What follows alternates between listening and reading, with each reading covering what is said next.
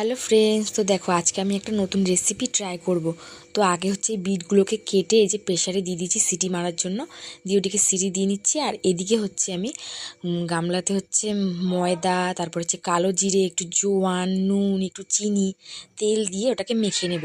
তো আজকে বিটের রস দিয়ে আমি লুচি বানাবো।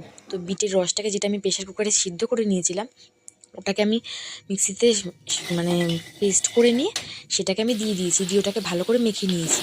দিয়ে এদিকে কড়াইতে তেল দিয়ে সেদ্ধ করা আলুগুলোকে দিয়ে ভেজে নুন হলুদ দিয়ে দিয়েছিলাম। দিয়ে ওদিকে হচ্ছে আদা আর হচ্ছে তোমার টমেটোকে পেস্ট করে নিয়েছিলাম, সেটাকে আমি দিয়ে দিচ্ছি। আর ওদিকে আমি হচ্ছে কড়াইতে গোটা ধনে আর গোটা জিরে ভেজে নিয়েছিলাম, সেই মশলাটাকেও আমি পরে লাস্টে দিয়ে দেবো। দিয়ে এদিকে দেখো তেল গরম হয়ে গেছে, আর আমি একে একে বেলে নিচ্ছি, বেলে এই যে একে একে করে ভেজে নিচ্ছি। তো দেখো এদিকে আমি সব ভেজে নিয়েছি, অল্প কটা ভেজেছিলাম, পরে আবার ভাজবো।